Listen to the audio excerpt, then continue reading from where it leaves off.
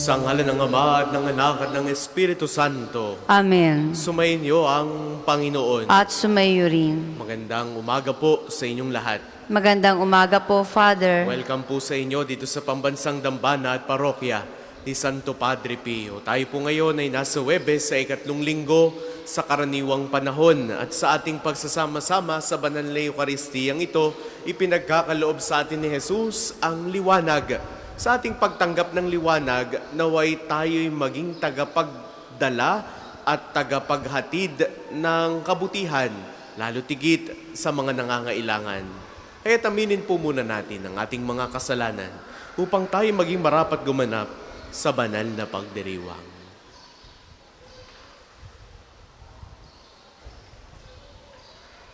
Inaamin ko Sa makapangyarihang Diyos at sa inyo mga kapatid, na lubha ako nagkasala sa isip, sa salita at sa gawa, at sa aking pagkukulang. Kaya sinasamo ko sa mahal na Birheng Maria, sa lahat ng mga anghel at mga banal, at sa inyo mga kapatid, na ako'y panalangin sa Panginoong ating Diyos.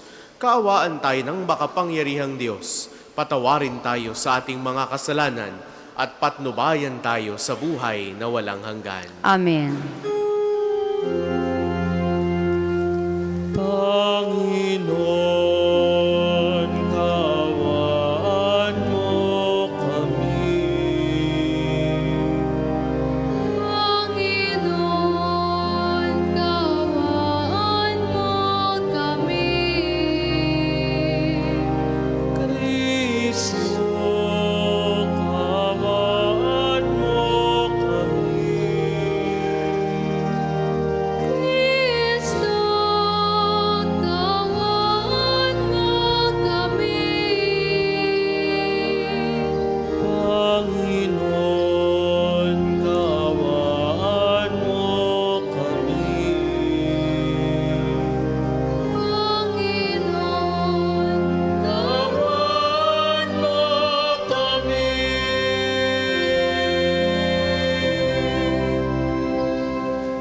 Manalangin tayo.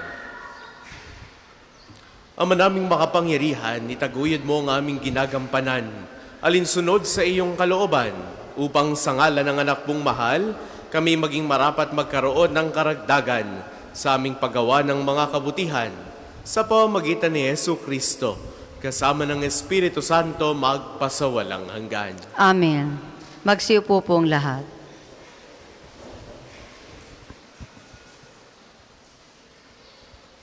Pagbasa mula sa ikalawang aklat ni Samuel. Matapos magsalita si Nathan kay David, pumasok sa tolda ang hari, umupo at nanalangin. Sinabi niya, "Sino ako, Panginoon, at ano ang aking sambahayan upang ipagmalasakit ng ganito? Maaring maliit na bagay lamang ito sa inyong paningin. Subalit, napakalaki para sa amin, sapagkat tiniyak na ninyo ang magandang kalagayan ng sambahayan ko sa hinaharap. Panginoon, itinatag ninyo ang bansang Israel upang maging inyo magpakailanman, at kayo na may maging Diyos nila. Ngayon, gawin ninyo ang inyong pangako sa inyong alipin at sa kanyang sambahayan. Magiging bantog kayo sa lahat ng bansa at sasabihin nila, ang Panginoon, ang makapangyarihan ay Diyos ng Israel. Sa gayon, magiging matatag sa harapan ninyo ang tahanan ni David na inyong lingkod.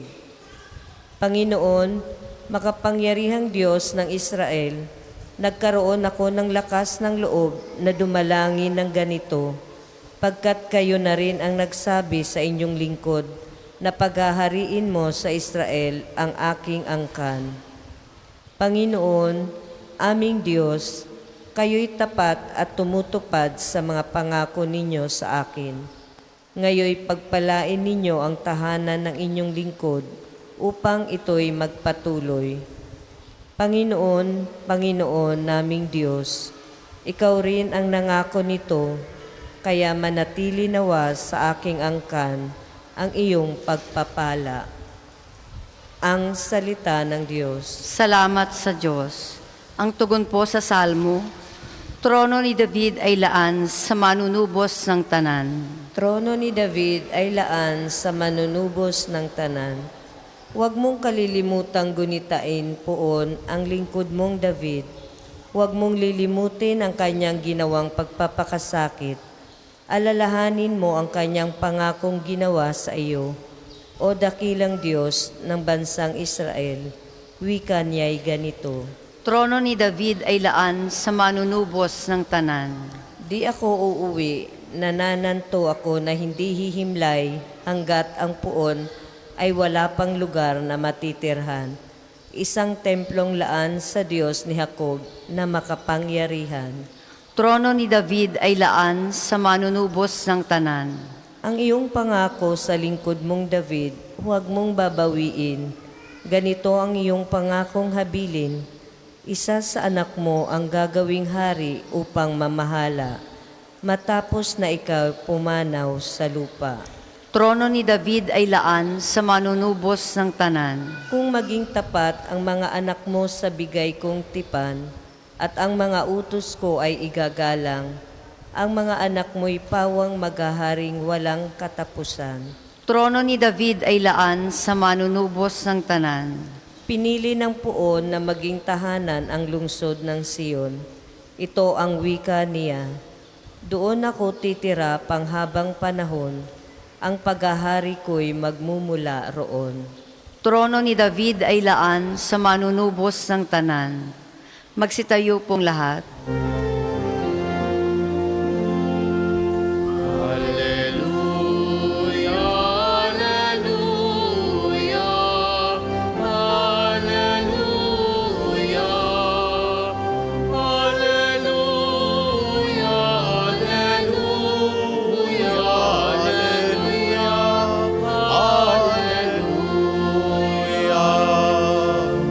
Ang salitang mo'y liwanag, tanglaw sa aking paglakad, sa pag-akbang sa iyong landas.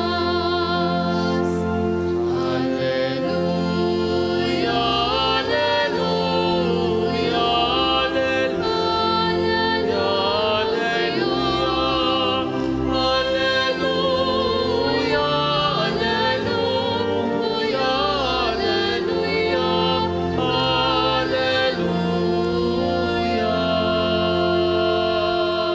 Sumainyo ang Panginoon. At sumayo rin. Ang mabuting balita ng Panginoon ayon kay San Marcos. Papuri sa iyo, Panginoon. Noong panahong iyon, sinabi ni Jesus sa mga tao, sinisindihan ba ang ilawan para itago sa ilalim ng takalan o kaya'y sa ilalim ng higaan? Hindi ba upang ilagay sa talagang patungan? Walang natatago na di malalantad at lihim na di mabubunyag. Ang may pandinig ay makinig at idinugtong pa niya. Unawain ninyong mabuti ang inyong naririnig. Ang panukat na ginamit ninyo ay siya ring gagamitin sa inyo ng Diyos at higit pa. Sapagkat ang mayroon ay bibigyan pa. Ngunit ang wala, kahit ang kakaunting nasa kanya, ay kukunin pa. Ang mabuting balita ng Panginoon. Pinupuri ka namin, Panginoong Hesukristo. Tayo po ay magsiupo.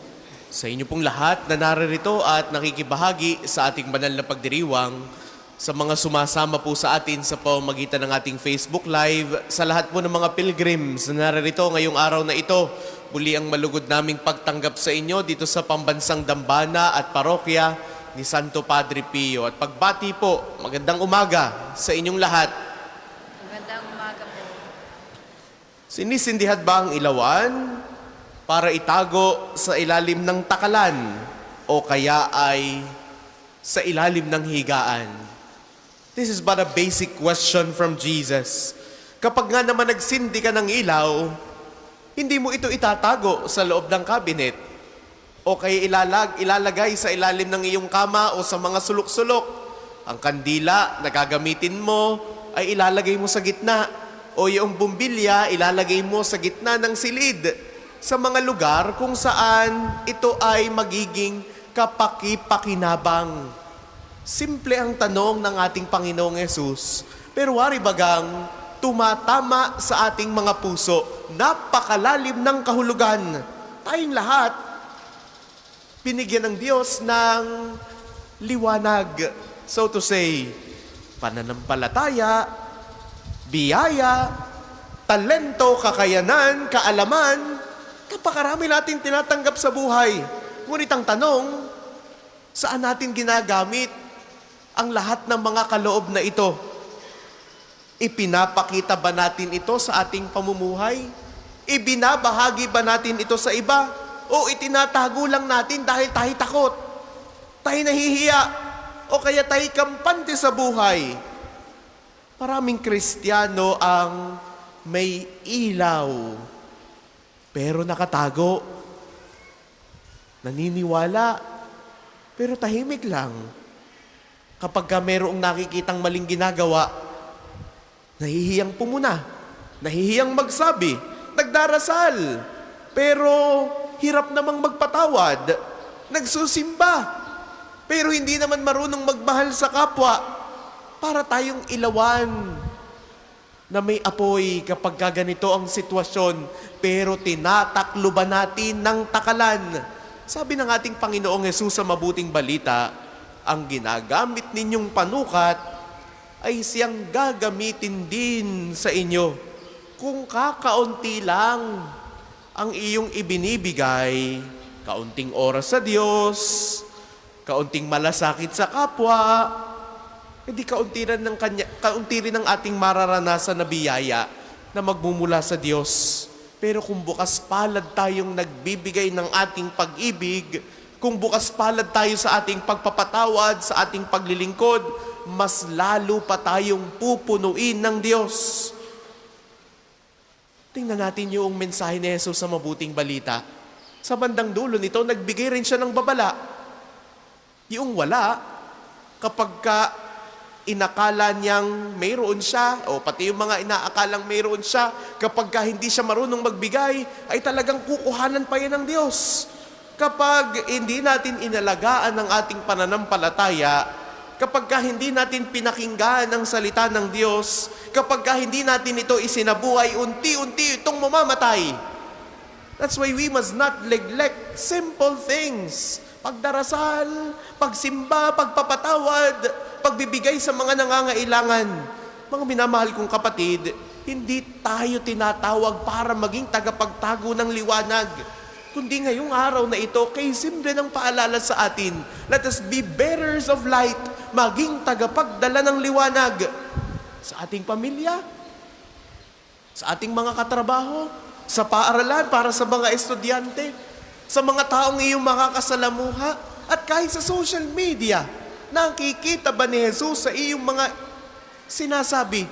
Nakikita ba si Jesus sa iyong mga ginagawa? Nakikita ba si Jesus sa iyong mga pinopost sa social media? Tayo ba'y nagiging liwanag? O tayo nagiging karagdagan lamang ng dilim? Mga minamahal kong kapatid, ngayong araw na ito, hilingin natin ang biyaya mula sa Panginoon. Ang biyayang huwag matakot magdala ng liwanag. Huwag matakot na ipamahagi si Kristo sa sambayanan. Nawa, patuloy na makita si Kristo. Hindi na tayo, kundi ang Diyos na buhay sa lahat ng ating mga ikinikilos. Ngayong araw na ito, we are all invited to be bearers of light, to share Christ to others. Kaya nawa, si Kristo ang makita sa ating mga ikinikilos, sa ating mga sinasabi, sa ating iniisip, sa ating mga adhikain sa buhay. If we have Christ, then we must share Christ and we must live Christ in our lives. Ngayong araw na ito, tinatawag tayo ng Diyos maging tagapagdala ng liwanag.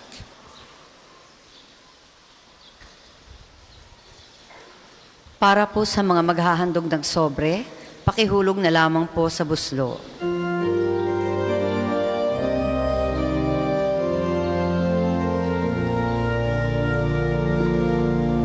Handa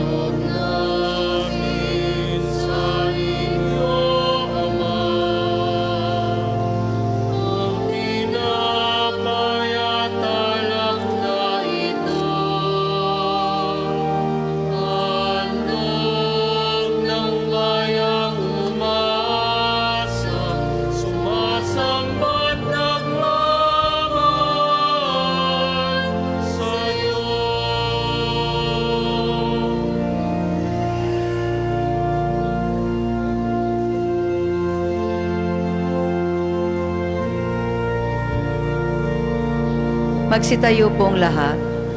Manalangin kayo mga kapatid upang ang paghahain natin ay kalugdan ng Diyos amang makapangyarihan. Tanggapin nawa ng Panginoon itong paghahain sa iyong mga kamay, sa kapurihan niya at karangalan, sa ating kapakinabangan at sa buong sambayanan niyang banal. Ama naming lumikha, tanggapin mong malugod ang aming mga handog. Ngayong ang kabanalan ay iyong dulot. Kami sumasamo sa iyo't lumuluhog upang kaligtasan ay iyong ipagkaloob sa pamamagitan ni Hesu Kristo, kasama ng Espiritu Santo magpasawalang hanggan. Amen. Sumainyo ang Panginoon. At sumayo rin. Itaas sa Diyos ang inyong puso at diwa. Itinaas na namin sa Panginoon. Pasalamatan natin ang Panginoong ating Diyos. Marapat na siya ay pasalamatan. Ama naming makapangyarihan, tunay ngang marapat na ikaw ay aming pasalamatan. Pinagbibigyan mong ito'y aming maihayag kahit na ito'y walang anumang maidaragdag sa kadakilaang sa iyo ay likas. Sa pagpupuri namin ang nakikinabang, ay kami ring iyong pinakikiharapan sa pamamagitan ng iyong anak na minamahal. Kaya, kaisa ng mga anghel na nagsisiawit ng papuri sa iyo nang walang humpay sa kalangitan, kami nagbubunyi sa iyong kadakilaan. Santo, Santo, Santo, Panginoong Diyos ng mga hukbo, napupunong langit at lupa ng kadakilan mo.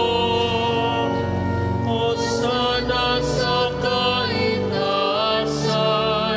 pinagpalang na paririto sa ngalan ng Panginoon. Hosana sa kaitaasan, Hosana sa kaitaasan. Kung hindi po kayang lumuhod, ay manatili po ng katayo ng may paggalang. Ama naming banal, ikaw ang bukal ng tanang kabanalan. Kaya sa pamamagitan ng iyong Espiritu, gawin mong banal ang mga kaloob na ito upang para sa aming maging katawan at dugo ng aming Panginoong Hesu Kristo. Bago niya pinagtiis ang kusang loob na maging handog, ginawakan niya ang tinapay, pinasalamatan kaniya, pinaghati-hati niya iyon, iniabot sa kanyang mga alagad at sinabi, tanggapin ninyong lahat ito at kanin. Ito ang aking katawan na ihahandog para sa inyo.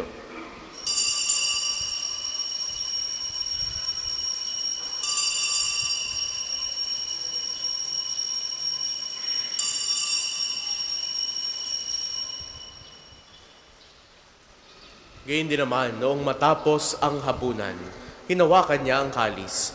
Muli kanyang pinasalamatan, iniabot niya ang kalis sa kanyang mga alagad at sinabi, tanggapin ninyong lahat ito at inumin.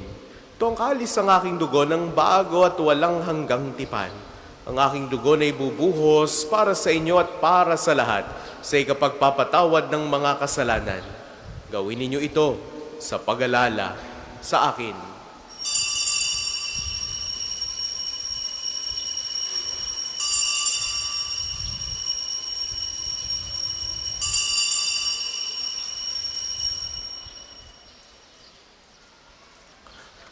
Ipagbunyi natin ang misteryo ng pananampalataya. Si Kristo'y namatay, si Kristo'y nabuhay, si Kristo'y babalik sa wakas ng panahon. Ama, ginagawa namin ngayon ang pag-alala sa pagkamatay at muling pagkabuhay ng iyong anak. Kaya tiniaalay namin sa iyo ang tinapay na nagbibigay buhay at ang kalis na nagkakaloob ng kaligtasan. Kami ay nagpapasalamat dahil kami iyong minarapat na tumayo sa harap mo para maglingkod sa iyo. Isinasamo namin kaming magsasalo-salo sa katawan at dugo ni Kristo ay mabuklod sa pagkakaisa sa pamamagitan ng Espiritu Santo. Ama, lingapin mo ang iyong simbahang laganap sa buong daigdig. Puspusin mo kami sa pag-ibig kay isa ni Leon na aming Papa, ni Gilbert naming Obispo at ng Tanang Kaparian. Alalahanin mo rin ang mga kapatid naming nahimlay nang may pag-asang sila'y muling mabubuhay, gayon din ng lahat ng mga pumanaw Kaawaan mo sila at patuloyin sa iyong kaliwanagan, kaawaan mo, at pagindapatin kaming lahat na makasalo sa iyong buhay na walang wakas, kaisa ng mahal na Birheng Maria na ina ng Diyos, ni San Jose na kanyang kalinis-linisang esposo, kaisa ng mga apostol at ng lahat ng mga banal tulad ni Santo Padre Pio na namuhay dito sa daigdig ng kalugod-lugod sa iyo. May pagdiwang nawa namin ang pagpupuri sa ikararangal mo sa pamamagitan ng iyong anak na aming Panginoong Hesukristo. Sa pamamagitan ni Kristo, kasama niya at sa Kanya ang lahat ng parangal at papuri ay sa iyo, Diyos amang makapangyarihan, kasama ng Espiritu Santo magpasawalang hanggan.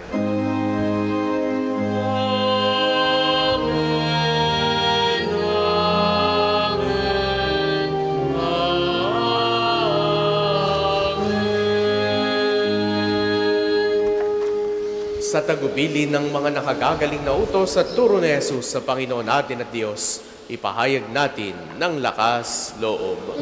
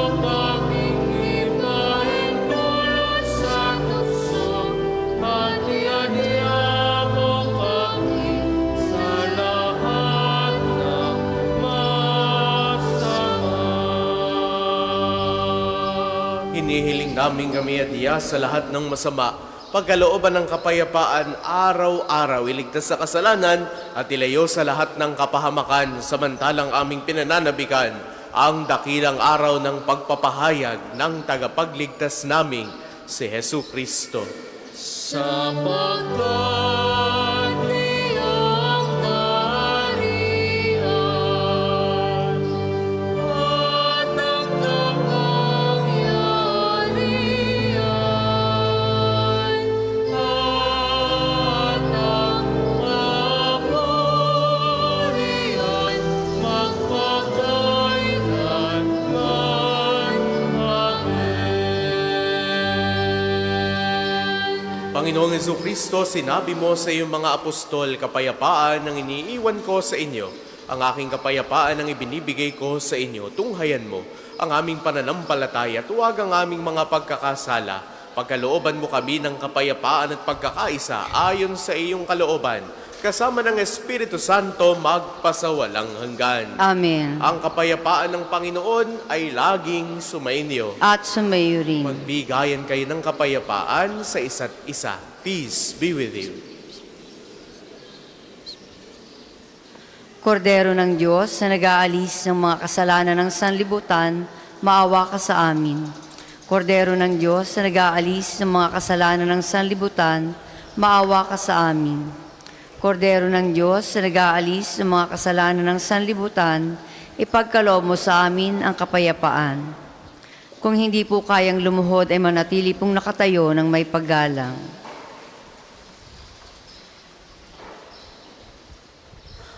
Ito ang kordero ng Diyos Ito nag-aalis ang mga kasalanan ng sanlibutan.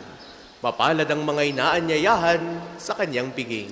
Panginoon, hindi ako karapat-dapat na magpatuloy sa iyo, ngunit sa isang salita mo lamang ay gagaling na ako.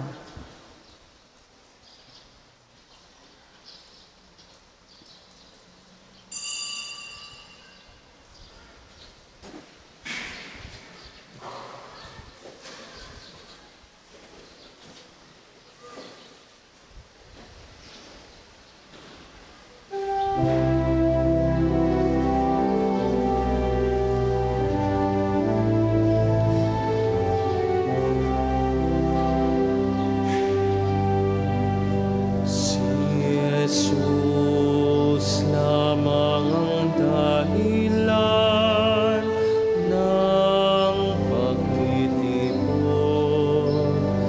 Kaming manlalakbay sa Kanya dumudulog. Si Jesus lamang ang tanging naming handog para sa kapayapaan ng buong sansinukoy.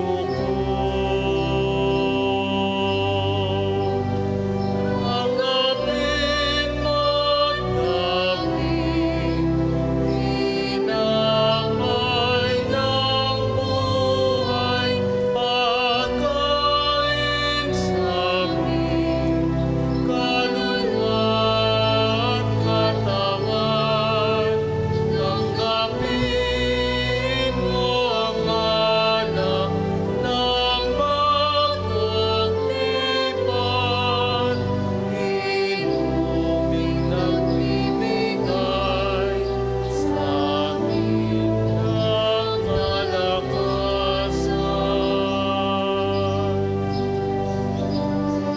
Purihin ka, Diyos Amang lumikha ng lahat. Ikaw ang aming pag-asa at liwanag. Sambahin ka, Diyos Amang mapagmahal. Sa iyo kaming lahat ay magdiriwang. Tanggapin mo't kaming tinapay ng buhay, pagkain sa aming kaluluwa at katawan. Tanggapin mo ang anak ng bagong tipan, inuming nagbibigay sa amin ng kalakasan. Ang isasagawa pong second collection ay ginagamit para sa patuloy na pagpapaunlad ng parokya at pambansang dambana ni Santo Padre Pio at para sa mga pangangailangan ng matatanda at may sakit na mga pari ng Archdiocese ng Lipa. Salamat po sa inyong mga handog. Tanggapin mo't kaming tinapay ng buhay, pagkain sa aming kaluluwa at katawan. Tanggapin mo ang anak ng bagong tipan, inuming nagbibigay sa amin ng kalakasan. Tayo po ay magsitayo. Manalangin tayo. Ama naming mapagmahal, ipagkaloob mong sa aming pakikinabang sa iyong kagandahang loob na bumubuhay Lagi nawa naming maikarangal ang iyong pagpapalang sa amin ay ibinibigay sa pamamagitan ni Hesu Kristo, kasama ng Espiritu Santo magpasawalang hanggan. Amen. Panalangin ng pagtitiwala kay Santo Padre Pio. Padre Pio, taga Pietrelcina, mongheng banal, pintakasing santo ng milenyong kasalukuyan, gabay namin sa pagtahak sa landasing makalangit, takbuhan sa pangangailangan, huwaran ng pagtitiis. Sa iyo namin inilalapit aming mga kagipitan, sa iyo po binibilin kalusugan at kabuhayan.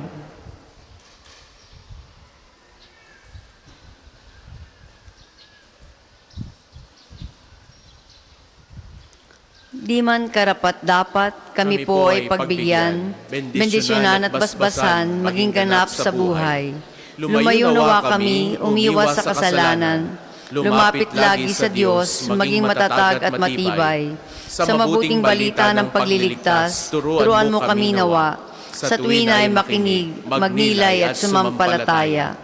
Amin pong pakiusap itong mga kahilingan, puso ay nagsisisi, nagtitikang taimtiman, di na muling magkasala, sunod lagi sa Diyos Amang, kaysa ng Espiritu at ni Jesus at nagkapamagitan. Amen. Amen. Magsiupo po ang lahat. Mga patalastas, una, sa inyong pagdalaw sa pambansang dambana, mangyaring pakaingatan ang inyong mga personal na gamit. Hangad namin ay isang matiwasay at maayos sa pagbisita sa National Shrine. Ikalawa, nais po namin ipagbigay alam sa inyo na ang Padre Pio Healing Bundle ay available sa ating mga tindahan. Ang langis na kasama nito ay may halo ng langis na mula sa puno ng olibo na binasbasan ni Padre Pio noong siya'y nabubuhay pa. Naway maging daan ang ating healing bundle sa pagkakamit ng kagalingang mula sa Diyos. Ang susunod pong misa ay sa ganap na 12 ng tanghali. Maraming salamat po at mangyaring panatilihin natin ang kalinisan, katahimikan at diwa ng pananalangin sa loob at labas ng ating mga simbahan. Magsitayo na po ang lahat para sa pagbabasbas ng religious articles. Mga kapatid, manalangin tayo sa Diyos samang makapangyarihan upang tayo ay maging kawangis si Kristo sa taimtim na pagdalangin sa tulong ng mga larawan at mga dasalan. Manalangin tayo. O Diyos, Ikaw ang bukal ng lahat ng pagpapala at biyaya. Ibuhos po ninyo ang inyong bendisyon sa mga gamit na ito sa pananalangin, mga rosaryo, imahen, dasalan, langis, miracle robs at healing bundles na nagpapaalala ng iyong kabutihan, kabanalan at pagmamahal sa amin upang ang lahat na dumulog at magdasal gamit ang mga ito ay magtamo ng iyong awa at biyaya. Loobin mong tularan namin ang kabanalan at aral ni Kristo at ng mga santo magpasawalang hanggan. Amen. Ama namin, sumasalangit ka, sambahin ang ngalan mo, mapasa amin ang kaharian mo, sundin ang loob mo dito sa lupa para nang sa langit. Bigyan mo kami ngayon ng aming kakanin sa araw-araw at patawarin mo kami sa aming mga sala para ng pagpapatawad namin sa nagkakasala sa amin at huwag mo kaming ipahintulot sa tukso at iadya mo kami sa lahat ng masama. Amen. Aba, Ginoong Maria, napupuno ka ng grasya, ang Panginoong Diyos ay sumasa iyo. Bukod kang pinagpala sa babaeng lahat, at pinagpala naman ang iyong anak na si Jesus. Santa Maria, Ina ng Diyos, ipanalangin mo kaming makasalanan, ngayon at kung kami mamamatay. Amen. Luwalhati sa Ama at sa Anak at sa Espiritu Santo, kapara nung unang-una, ngayon at magpasawalang hanggan. Amen. Luwalhati sa Ama at sa Anak at sa Espiritu Santo, kapara nung unang-una, ngayon, at magpasawalang hanggan. Amen. Luwalhati sa Ama at sa Anak at sa Espiritu Santo, kapara nung unang-una, ngayon, at magpasawalang hanggan. Amen. Sumainyo ang Panginoon. At sumayo rin. Naway pagpalain kayong lagi ng makapangyarihan at nagmamahal sa ating Diyos, ang Ama at Anak at Espiritu Santo. Amen. Taglay ninyo sa inyong pag-alis ang kapayapaan ni Kristo. Salamat sa Diyos.